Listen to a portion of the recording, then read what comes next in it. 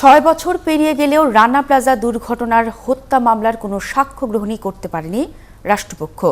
রাষ্ট্রপক্ষের কৌঁসুলি জানান, আসামি পক্ষের আবেদনে উচ্চ আদালতের স্থগিতাদেশের কারণে একরকম থমকে আছে ভয়াবহ এই শিল্প দুর্ঘটনায় ১১০০ বেশি শ্রমিকের প্রাণহানির বিচার। মহিম মিজানের প্রতিবেদন। ২০১৩ সালের ২৪ এপ্রিল সাভারের ভয়াবহ রানা প্লাজা ধসে প্রাণ দিতে হয় প্রায় ১২০০ মানুষকে, আর পঙ্গুত্ব বরণ করতে হয় প্রায় ২০০০ শ্রমিককে।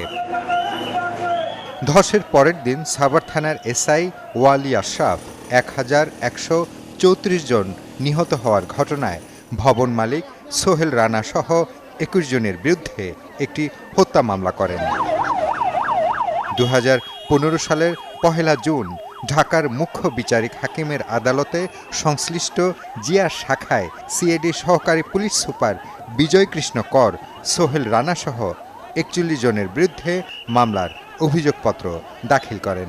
সাক্ষী করা হয় ৫৯৪ জনকে, কিন্তু উচ্চ আদালতের নির্দেশে মামলাটি স্থগিত হয়ে আছে।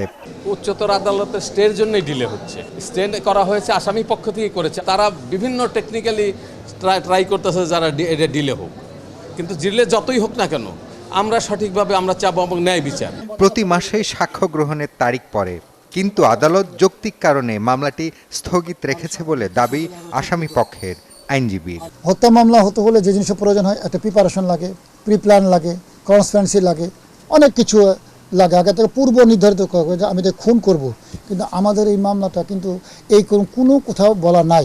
৩০২ ধারার বা ৩৪ ধারার কোনো উপাদান না থাকা সত্ত্বেও নিম্ন আদালত আমাদের বিরুদ্ধে অভিযোগ গঠন করেছেন। এই আবেদনের প্রেক্ষিতে মাননীয় আদালত সার্বিক বিবেচনায় আমাদের অনেক আসামিদের পক্ষে এই মামলা স্টে দিয়েছেন।